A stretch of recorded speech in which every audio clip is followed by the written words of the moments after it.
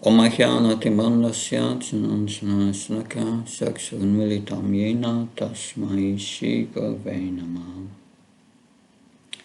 Namo Vishnupadaya Krishna Pastaya Bhutale Shrimate Bhaktivedanta Swami Iti Namini. Namaste Saraswati Devi Gauravani Pacharine Nirvishesha Samyavadi Paskachai Desatarane Srila Prabhupada Ki. Today we will Recording in progress. Today we will discuss chapter 8 verses 32 till the last verse of the chapter.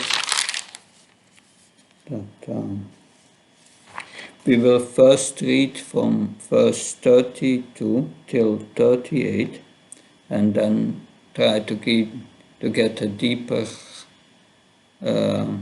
understanding of what is going on. And we will read some of the purports, mainly the purpose of Srila Vishwanath Chakravarti Thakur. So text 32.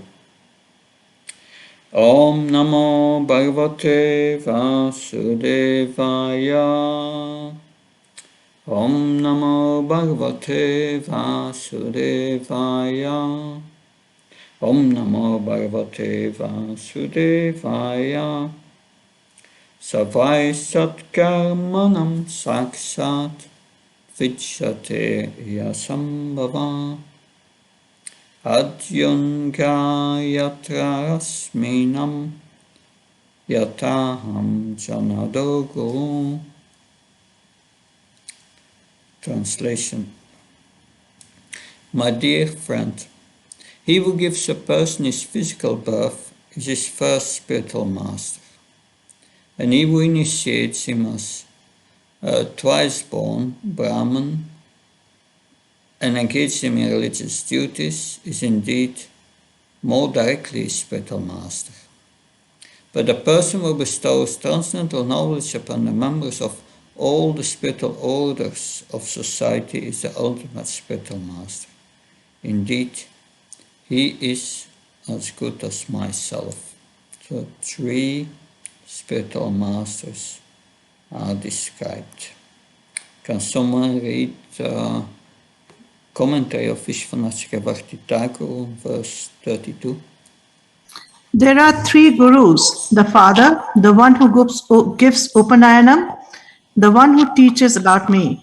Of those, the last is most worshipable. He who makes our birth Sambhava in this world Iha. The father is the first guru, Adya. He who makes it possible for one to perform rituals, Sat Karmanam, being second born. The one who gives Upanayanam and teaches Gayatri Mantra is the second guru.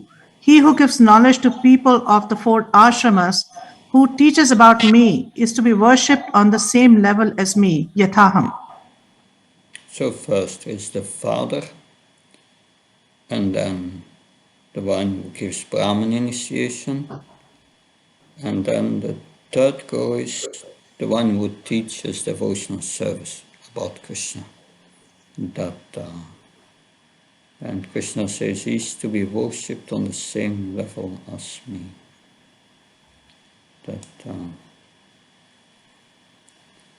So, text 33. Maharaj, could you explain where they said the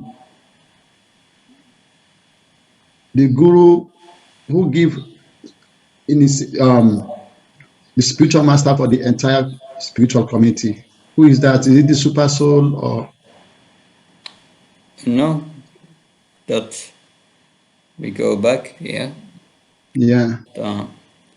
But in our movement, the one who gives Brahman initiation tells one also about Krishna. So that is the same person there. It can be different. In the Vedic system, there was a Brahman initiation. Brahman initiation means one Gayatri. When one receives Gayatri, one gets permission to worship the deity. But then, in the Vedic system, that did not mean that they were speaking about Krishna, that they were teaching devotional service. That was not so prominent. Because we see here Sandipani Muni. Originally, Sandipani Muni was not a devotee of Krishna. He was a kind of impersonalist. Of course, Krishna, he did not want directly a devotee to be his spiritual master, because a devotee would be submissive to Krishna. And he wanted a spiritual master to instruct him. But Sandipani Muni became a devotee. He got to understand who Krishna was. So in that case, Sandipani Muni gave Brahman initiation, but he was not telling directly about Krishna. So in the Vedic system, that was different many times. That Brahmins, those who were educated as Brahmins in the Gurukul, that did not mean always that they were educated to become devotees of Krishna, but to become Brahmins. So that's a difference there. But in our movement, it's the same person. Of course, we have many who are instructing about devotional service in our movement. So one can have many Shiksha Gurus. The one who gives Diksha gives Brahman initiation. But then one who speaks about Krishna. In our movement it's the same, but also we learn from others, other Gurus, Shiksha Gurus. Does that clarify a bit, Pavitra? Thank you, Maharaj. Thank you, Maharaj. Okay. There's certainly much more to say about it. My knowledge is also limited, but that's what I understood. So 33, we read 32? Yes, these are these three spiritual masters and we read the commentary of Vishwanath Chakravarti Thakur. We are going to 33. Certainly a Brahmin, of all the followers of the Varnashram system, those who take advantage of the words I speak in my form of the spiritual master and thus easily cross over the ocean of material existence, best understand their own true welfare. So in the last verse, Krishna said, yes, that you have the father, you have the one in the Varnashram system who gives Brahman initiation, a guru in the Varnashram system, and then you have the spiritual master that speaks about me. And that's the real spiritual master, that who is as worshipable as me, because he gives knowledge by which we can cross over material existence. Brahmins are in goodness, but they are not crossing material existence unless they surrender to Krishna. So we have a purport here. This is 33 purport. One's father is a natural object of reverence, as is a religious leader who initiates one into sacred ceremonies and instructs one in general wisdom. But ultimately, the bona fide spiritual master, learned in the transcendental science and thus able to take one across the ocean of birth and death to the spiritual world, such a guru is most deserving of worship and respect, for he is the direct representative of the Supreme Personality of Godhead as stated here. So that is the Acharya. That, so Krishna is instructing through the spiritual master, he's saying here. 834. I, the soul of all beings, am not satisfied by ritual worship, Brahminical initiation, penances, or self-discipline, as I am by faithful service rendered to one spiritual master.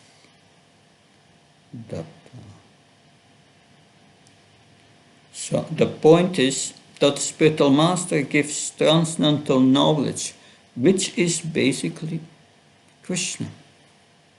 And then Krishna said that what satisfied me is service to the spiritual master, especially the spiritual master, the third one of these three spiritual masters, who gives transcendental knowledge. So now Krishna is going to speak about a timeshare yet with Sudama Vipra, when they were in the service of the spiritual master at the Gokul.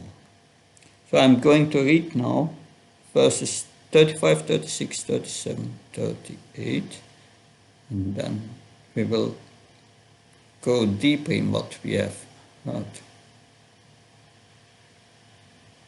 O Brahman, do you remember what happened to us while we were living with our spiritual master? Once our Guru's wife sent us to fetch firewood, and after we entered the vast forest, O twice-born one, an unseasonable storm arose, with fierce wind and rain and harsh thunder. Then, as the sun set, the forest was covered by darkness in every direction, and with all the flooding we could not distinguish high land from low. Constantly besieged by the powerful wind and rain, we lost our way amidst the flooding waters. We simply held each other's hand, and in great distress wandered aimlessly about the forest. So,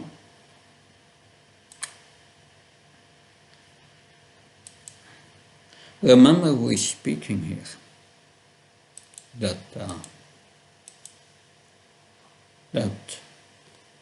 And who is speaking to?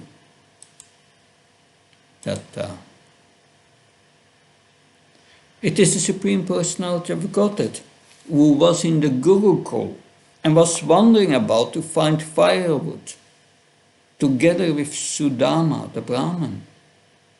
In their course of getting wood, they fell into a difficult situation. But don't forget with whom Sudama fell in a difficult situation with. And remember also some difficult situation in your life that you went through with someone. You shared some intense common experience with someone. It was quite difficult, but you survived it and you came through. So that one experience that you both shared because of the depth of your relationship. And when you share something with someone that is difficult, then you share something that is difficult, and then it's a common bond for your entire life.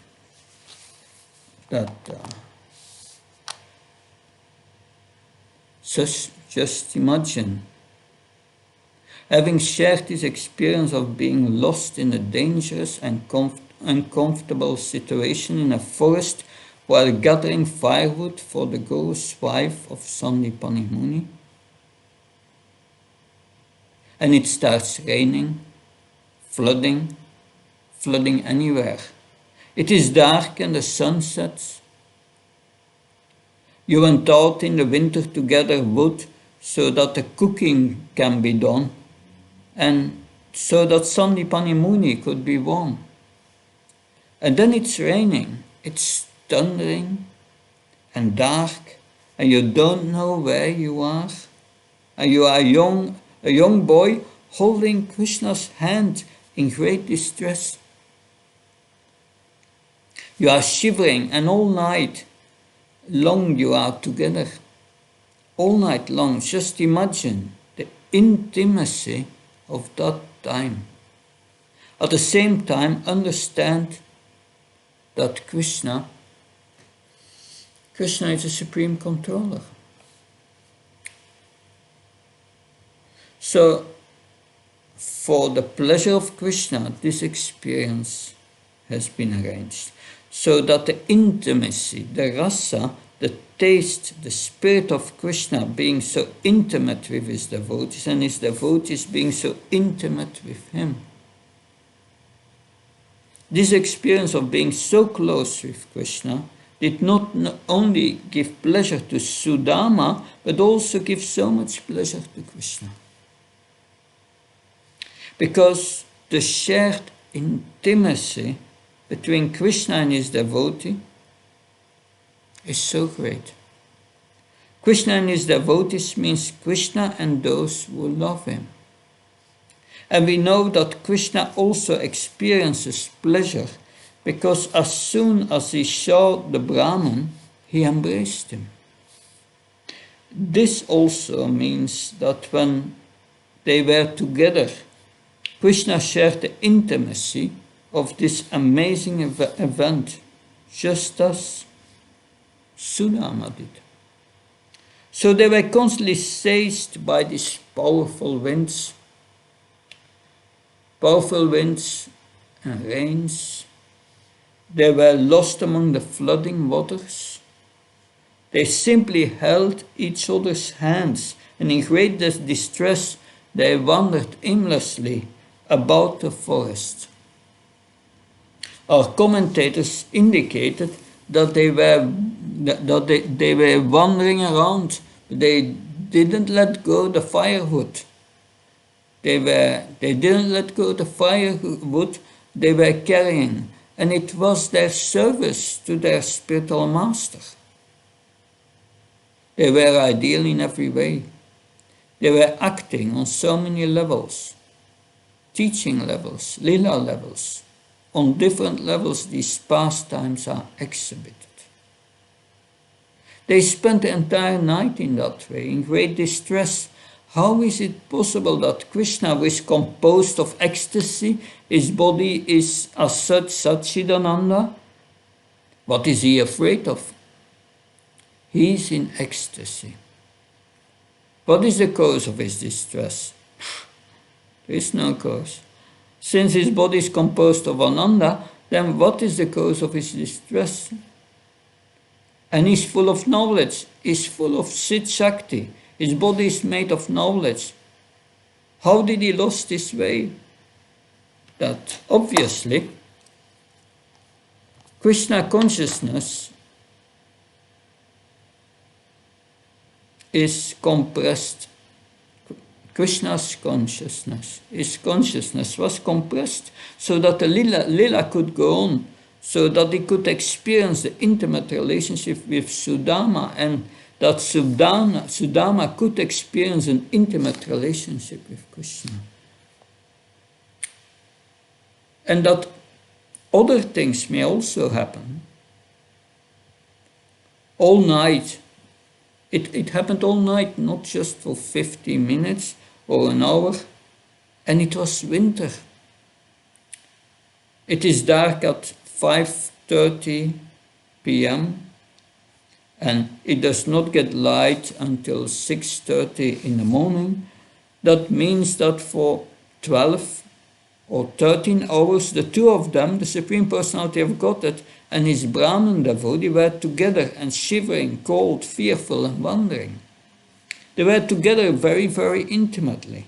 And then after sunrise, which means again after 13 hours or so, our Guru, Sandipani Muni, understanding our predicament, sent his disciples and found us in distress.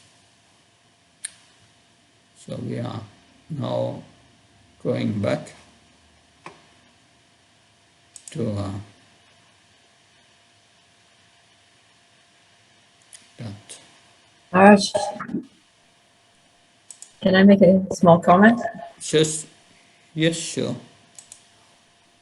Another morning in the Srimad Bhagavatam class, we were discussing, this question came up for discussion of why devotees go through difficulties, and some different reasons were given, purification and all these things. And then I remembered this past time, and I said that sometimes devotees go through difficulties in order to deepen our relationship with Krishna, because we go through the difficulties with Krishna, we take shelter of Krishna. And then later, when it's past, then we look back on it and we can actually feel how we've come closer to Krishna through the relationship. And then I told the story of Sridham Brahman and Krishna suffering in the forest. That when they met, then Krishna was like, remember what we went through together? So I was thinking, like, when we go back to Godhead, there may be a moment where Krishna's like, remember how, on Sankirtan it was freezing cold and this happened, or remember how you were preaching and there was this difficulty, but you kept going, and like that. Yeah, that is interesting. I remember this is 2001, when I went with Prahlad Nana Maharaj to Serbia, right after the war. The European GBC sent us together to Serbia. Anyway, I can tell so many stories, but we went together to a lot. First, how to get into Serbia. You could not be dressed as a devotee, was a whole thing. And then a few times we were practically arrested together, and we went to so many difficulties preaching there, and by that we have developed a deep relationship, and that's also something for my personal realization. Yes, if devotees go to hardship together in Krishna consciousness for the pleasure of Krishna, then you develop genuine deep relationship. Interesting. Thank you. It's similar, like, in the past time of Lord Chaitanya, when he does the Mahaprakash Leela, then he tells different devotees, Haridas Thakur, remember when you were being caned in those 22 marketplaces? Yeah. I was there. And the other one, remember when you were trying to cross the river and they were going to attack you, and then a boatman? That was me. So Krishna is always there with us through the difficulties in different forms. Yes. That,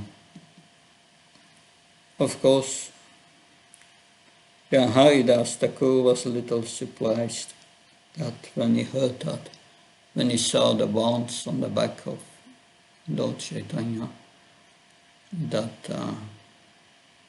but yes, it shows Krishna is there with us, also in these difficult situations. That gives faith. Thank you, Mother Prabhupada. Hare Krishna. Mother Kasturika, please. Hare Krishna Maharaj. But one question, it's very nice that devotees have such a deep understanding and realizations that if we go through suffering, we develop deep relationships. But how do we take if things go vice versa? Like for example, in Bangladesh, the recent riots, and a devotee lost his life. So many people become antagonistic to the movement itself. So how do we understand and how do we preach this message? Yes, these are not easy points for us to understand. That's, yeah. But it's about Krishna's plan. What is Krishna's plan? Why did the Pandavas suffer so much? It was not due to their karma, but they were instruments in Krishna's pastimes. And they wanted to please Krishna. The devotees in Bangladesh who left their bodies, this devotee who left his body, sure, but it's the end of the body. What happens with the soul, we don't know. We don't see, but its future must be very, very auspicious. So Krishna sometimes decides, yes, it's enough. We bring him back to Godhead. And that's, but we cannot see what happens. Therefore our mind brings other things, and the three modes of nature try to discourage us. And the mind says, see what happened to him. That's what happened when he became a devotee. But we know we have, when you have deeper knowledge, you know that such a sacrifice that, like these devotees did, that makes them very dear to Krishna. And because finally we have to leave the body. And he left his body in the service of Krishna, protecting Prabhupada, protecting, and so yeah. Mm-hmm. So that's what I could say about that. Does that help? Yes, thank you, Maharaj. Thank you. Okay, we will hear now from Pavitra Prabhu, and then we will continue. Yes, Pavitra. Hare Krishna Maharaj. Hare Maharaj, I was distributing books at the airport and I was arrested. I was put in prison for 1 week.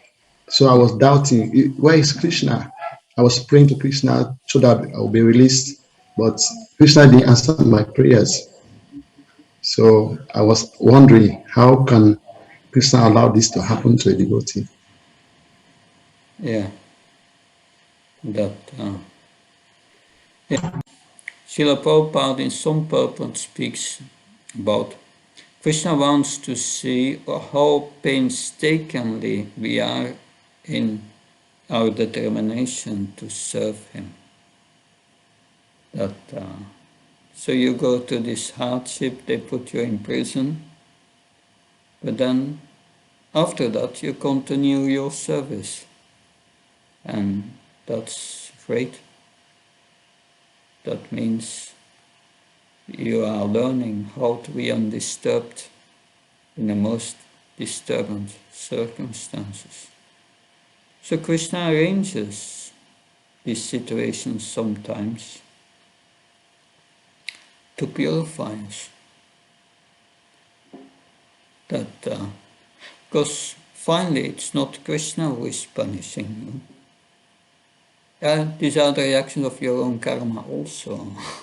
It had to come anyway. Otherwise you had been put in prison for activities that were not good.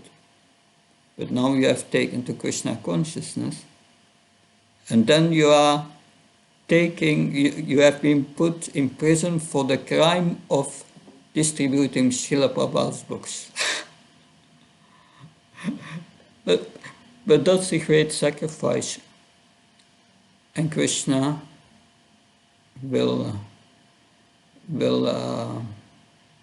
Krishna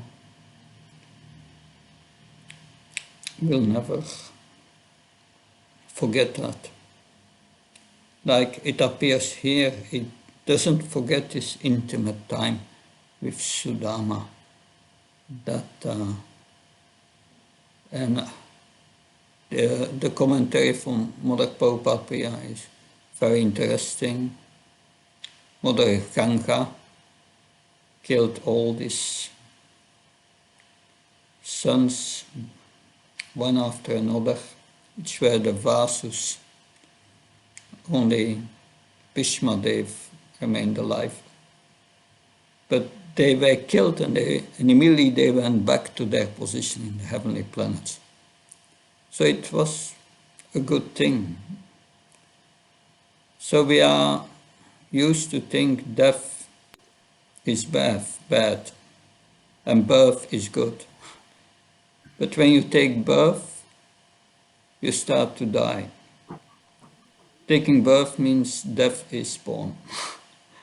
It's coming soon. So we think good and bad, but it's all good because it's Krishna's arrangement, finally. But to come to that transcendental understanding, coming out of the duality of good and bad, hate and love, it's a whole thing. We need to purify ourselves. Good, thank you. We are now going to continue here with the verses till the end, and then Master, then we will hear you. Okay? Thank you. Good. Then we are going back to our screen. There it is.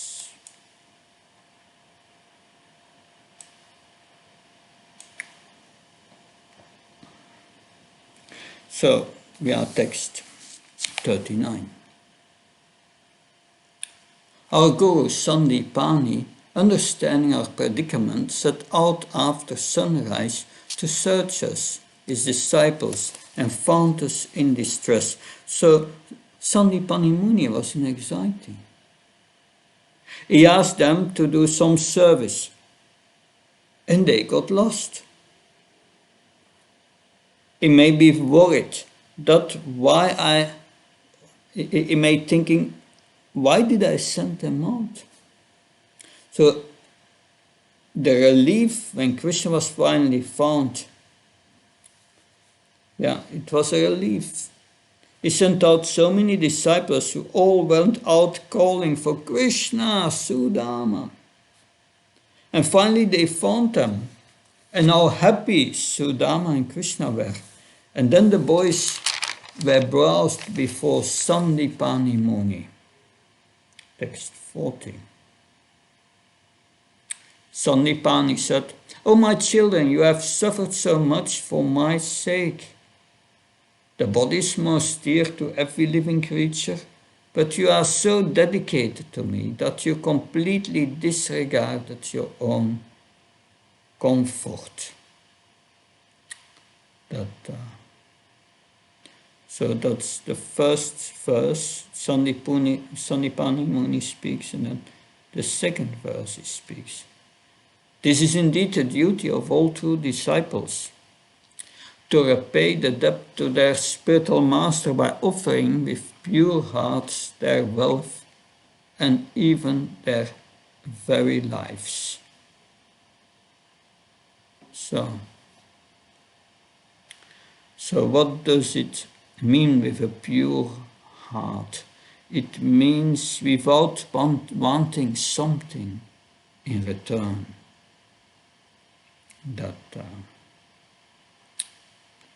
So can someone read the purport which is on the screen?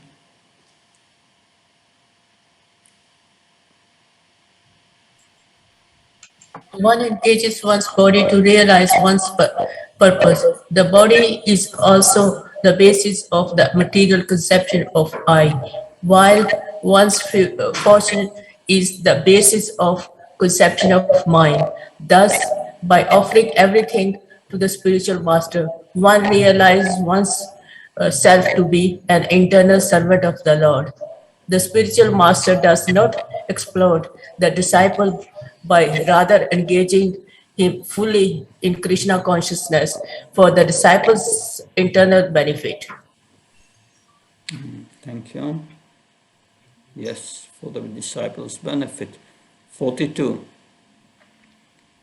You are first-class Brahmins, and I'm satisfied with you. May all your desires be fulfilled, and may the Vedic mantras you have learned never lose their meaning for you in this world or the next. So, can someone read the purport? Cooked food? Cooked food left sitting for 3 hours is called yata yama, indicating that it has lost its taste. And similarly, if a devotee does not remain fixed in Krishna consciousness, the transcendental knowledge that once inspired him on the spiritual path will lost its taste or meaning for him. Thus, and the pandemony bless his disciples that the Vedic mantras, which reveal the absolute truth, will never lost their meaning for them, but will remain even ever fresh in their minds. So these were the words of Sandipani Muni, artful and full of blessings. Then Krishna continues speaking to Sudama. 43. Similar experience while living in our spiritual master's home, simply by the grace of the spiritual master, a person can fulfill life's purpose and attain eternal peace. So now we will hear the first words that Sudama is speaking to Lord Krishna.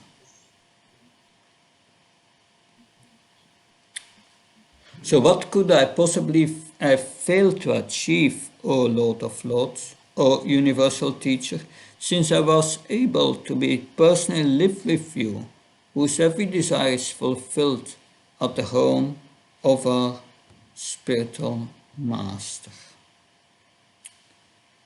Purport. Can someone read the purport of 44? Yeah.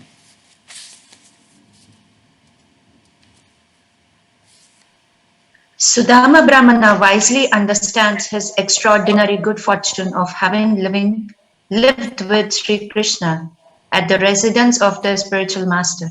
Thus, whatever external difficulties they experienced were actually an expression of the Lord's mercy to teach the importance of service to the spiritual master. Srila Prabhupada renders the learned Brahmana's feelings as follows. Sudama said, "My dear Krishna, you are the Supreme Lord and the Supreme Spiritual Master of everyone. And since I was fortunate enough to live with you in the house of our Guru, I think I have nothing more to do in the matter of prescribed Vedic duties." So this is text 44, yeah. So that is what it means, yeah, to be the Supreme Lord, whose every desire is fulfilled, the verse says. All his desires are fulfilled. He has the Ichha Sakti, which fulfills all his desires. If all his desires are fulfilled, does he desire that we go back to Godhead? Good question, right? And if all his desires are fulfilled, how is it that we are lingering in this material world? Or is this an exaggeration?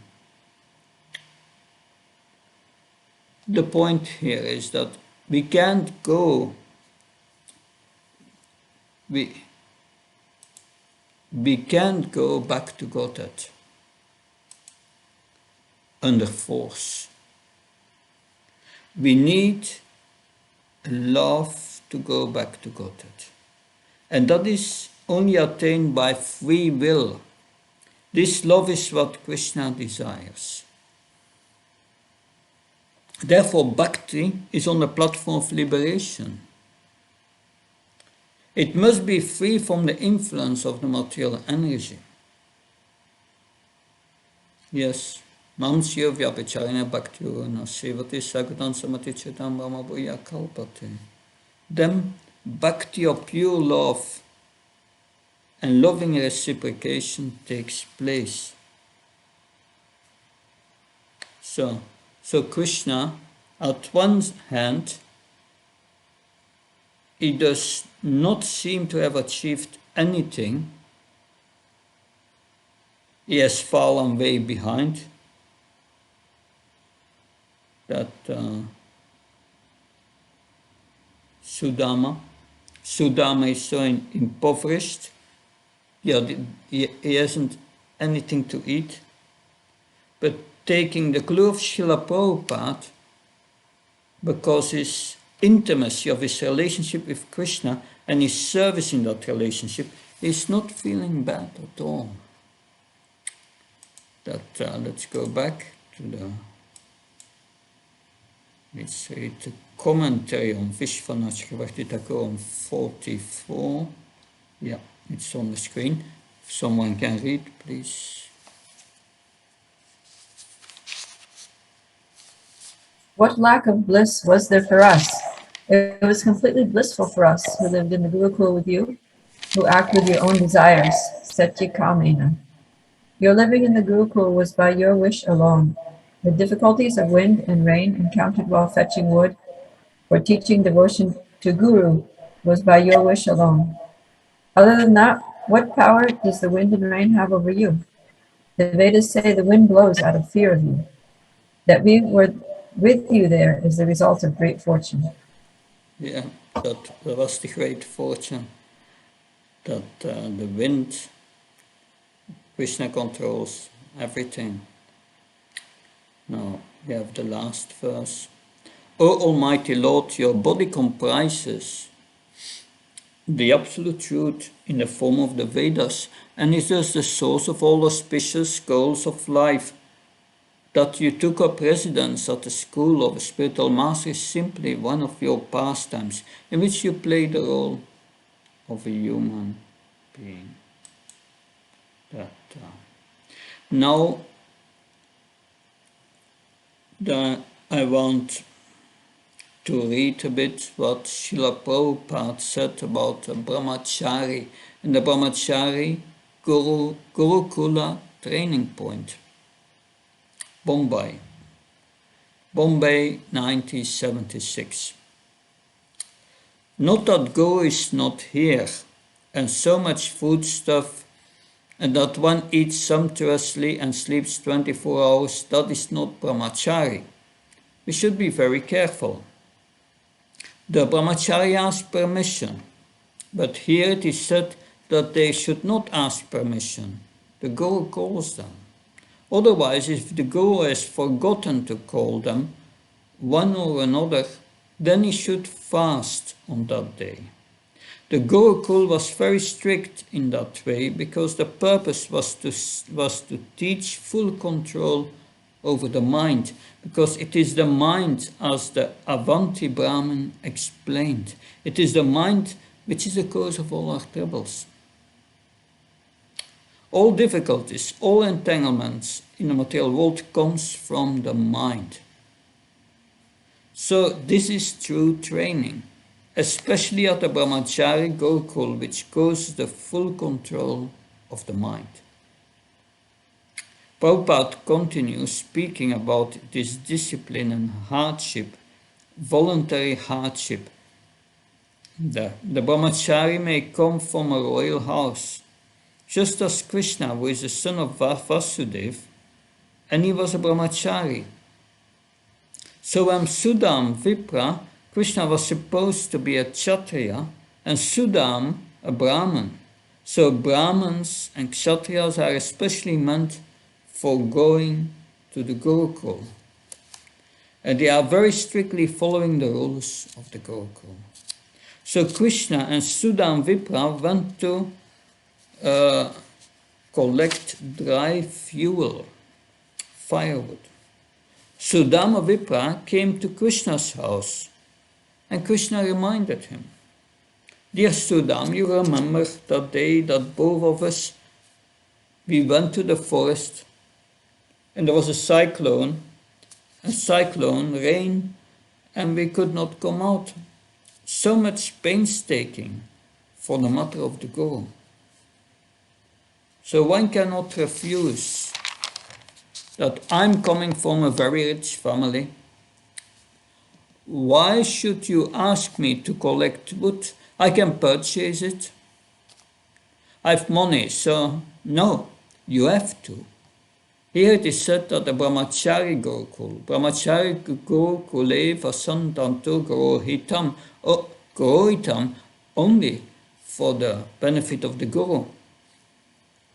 So, Vasan means living, or ashram, living with the Guru. Danto, practice of control of the senses. Gurohitam, only for the benefit of the Guru.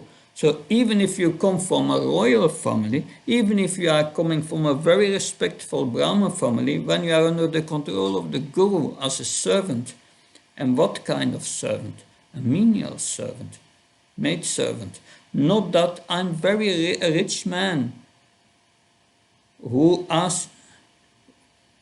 a very rich man's son who asked me to do this. No, I cannot do this. This is called tapasya. Tapasa brahmacharyana. To do this, one has to see one's actual position. One learns humility. One has to see oneself as a servant, not as a master. And the mind rebels, of course. When one is young, one does not rebel in the same way as an other's mind does.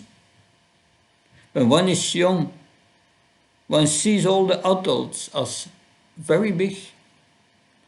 And when one is very small, one more naturally takes to this discipline.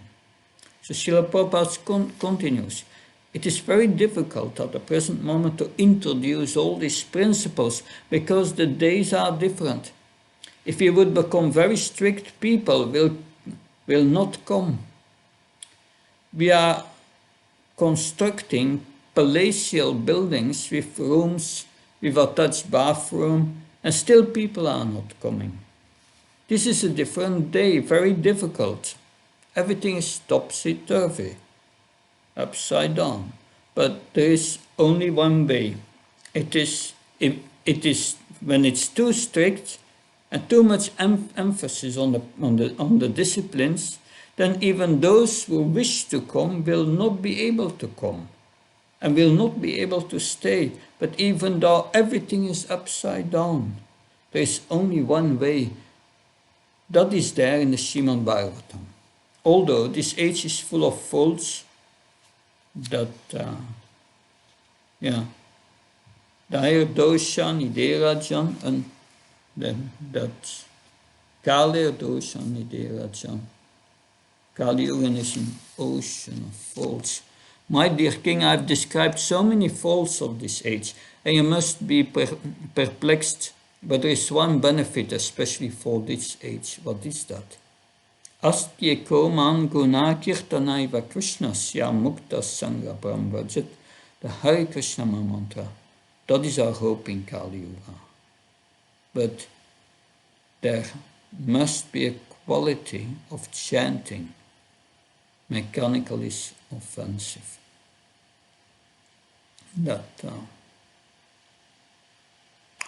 So Prabhupada gave also a lecture on 7.6.1 of the Bhagavatam. You may remember, Kamaracharo Prachyo Dharmam Bhagavatamayam Durlavam Manashamchyam Tapya Durvam Artadam.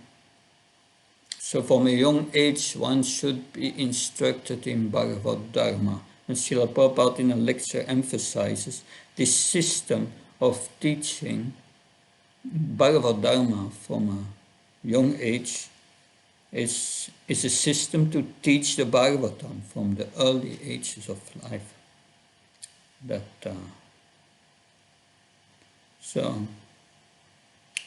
Because Lord Krishna is controlled by love. So Sudam did not suffer from his poverty. He was ecstatic. He did not notice it due to his intense absorption within. That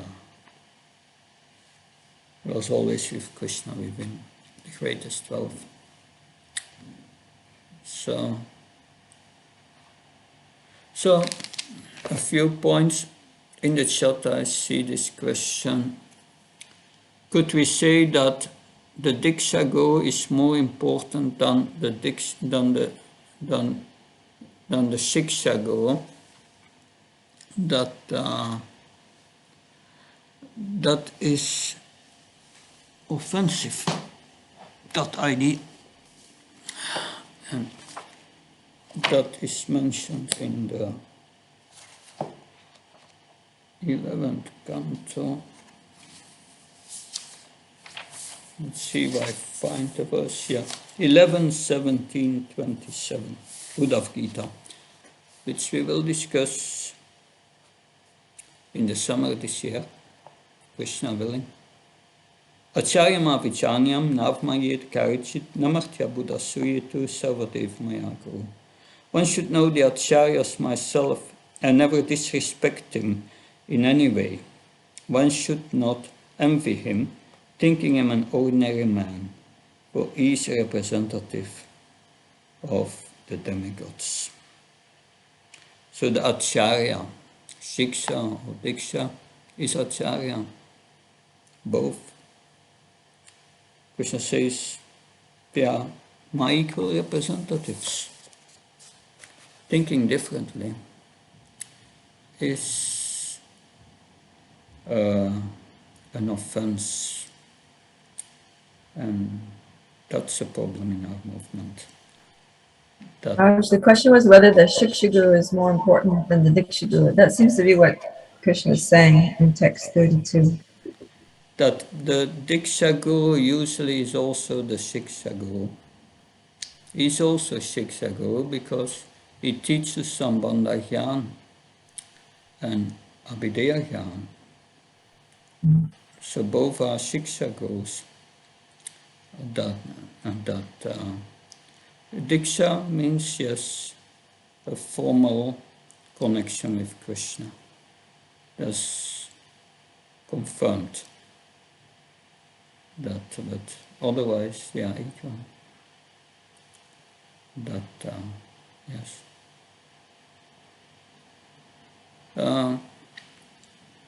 Mashringa Prabhu, please. Maharaj, as Srila Bhaktivedanta Thakur also explains that the difference in the Siksha Guru and Diksha Guru should not be made. The Siksha Guru is equally important and very having the same position without any discrimination. The Siksha Guru is equally important because in our movement we are seeing that the role of Siksha Guru is gradually getting more and more minimized.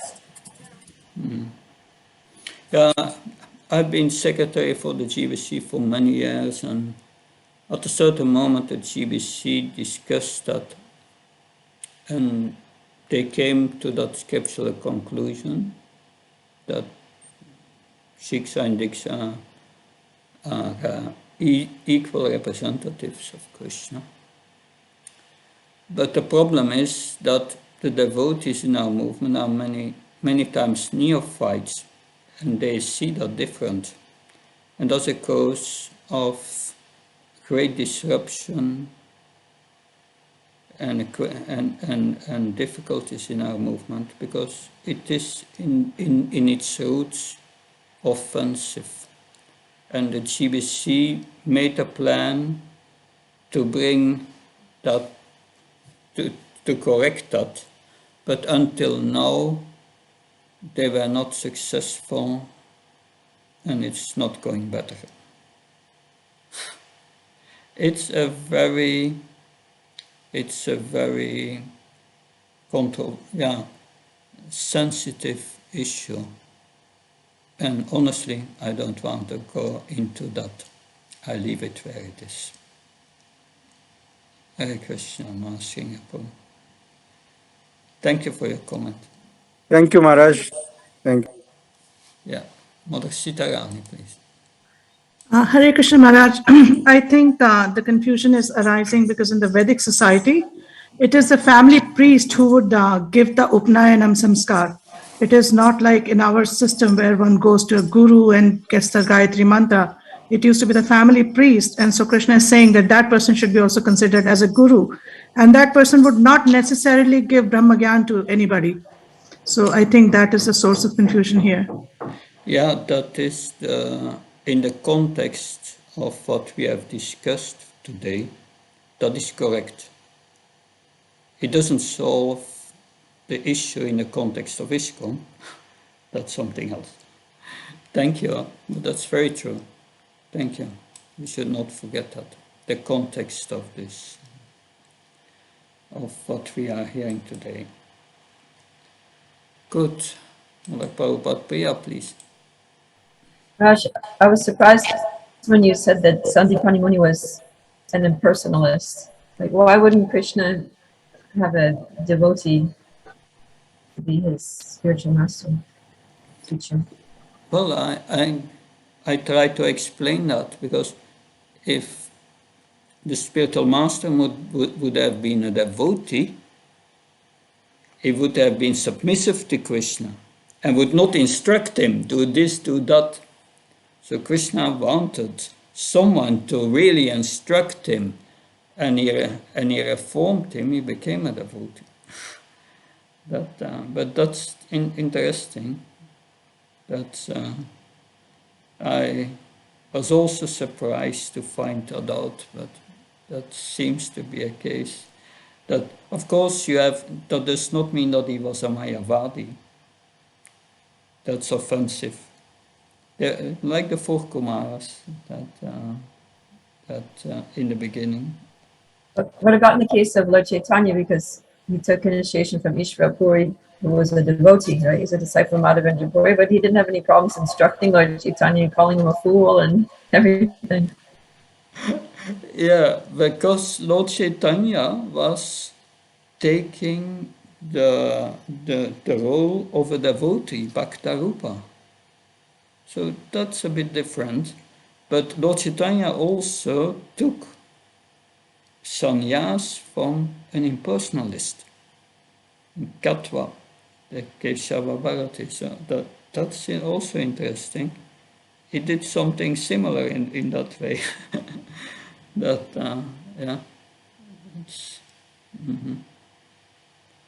Anyway, interesting. Thank you, Mother Prabhupada. Pavitra Prabhu, please.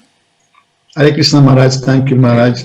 Maharaj, I was in the question bank. I was wondering why Krishna is asking Sudama whether he's married. Why? Can you repeat this? Yeah, in the question bank, there's a question that says Krishna was asking if Sudama is married.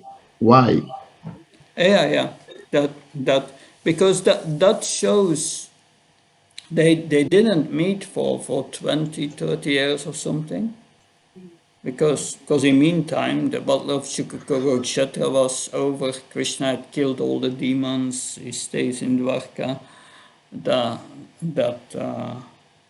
Yes, and they didn't meet.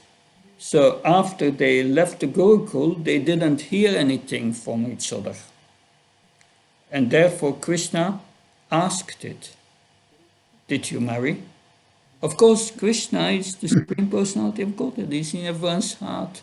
But he plays his role really good. And therefore he's asking it. Did you marry with a good wife?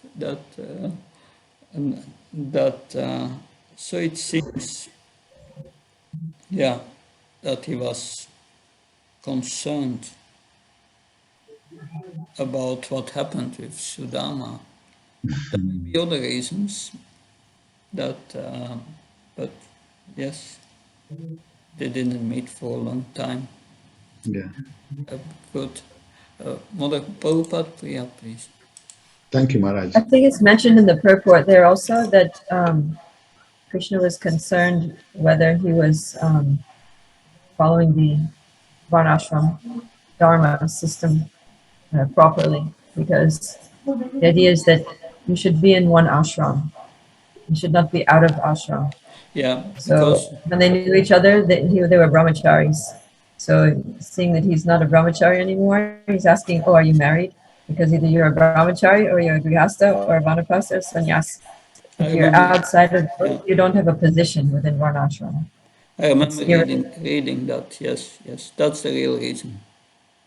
That's yeah. Thank you, Mother Prabhupada, Priya, for correcting that. Thank you. Thank you, Prabhupada Priya. Yeah, some else. Good. Tomorrow we will be earlier. That will be at, for me it will be 7:30. For you it will be noontime in India, I think. That and we will discuss another chapter. Now, what will happen with Sudam Brahmin?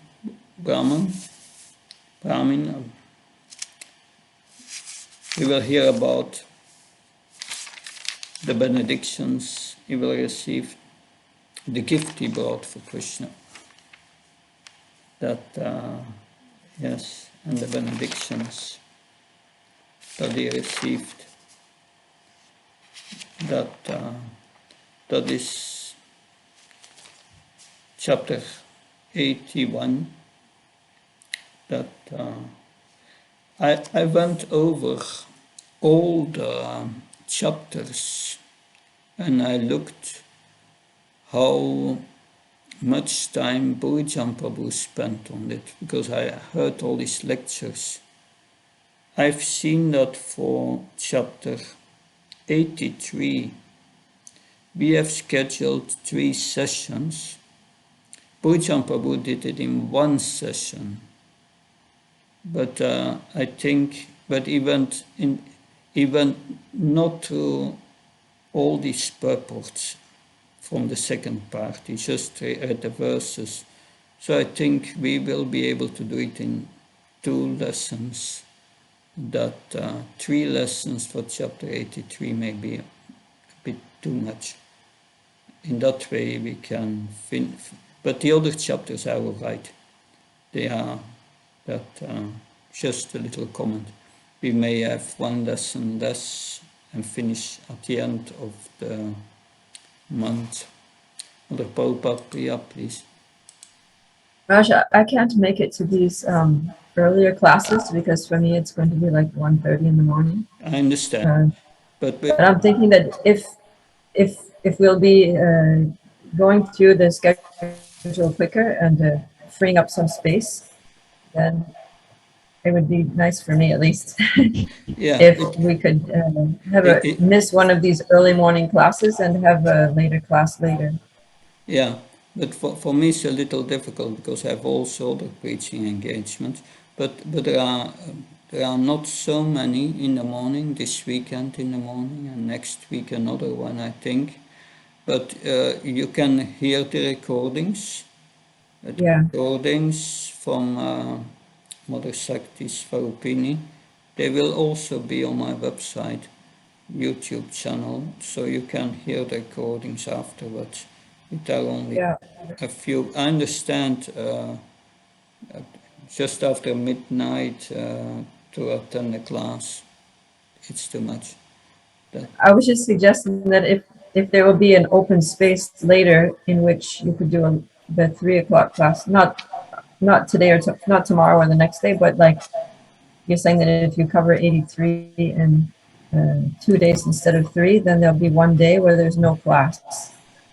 Yeah. So we could potentially have class that day and then like not have class on Sunday or something. Oh. Just an idea. You can discuss with Shakti. I will look at it. and if I can move classes to the afternoon. I will discuss it with Mother Sakti Svarupini and let you know. It may be possible for the 17th of February. That may be possible because my engagement is cancelled that day, so I could move that to the afternoon, the 17th of February. But the 19th of February, I just have a look here. No, that weekend I cannot because I've preaching engagement, and also for the 26th and 27th. So there will be this weekend 2 classes early, one on the 19th and on the 27th and 26th and the 27th. But because there may be 1 class less, but I can not move classes because I have to leave the 27th of February to India, and best is that I don't have classes after my arrival in India because I will be completely exhausted and it will be too much for me. That's okay. Don't worry about it then, Maharaj. I just thought if it's easy, then. Okay, good. But otherwise, I'll hear the recordings. Yeah, thank you. Hare Krishna. Jai Prabhupada, Srila Prabhupada ki. Hare Krishna Maharaj. Recording stopped. Happy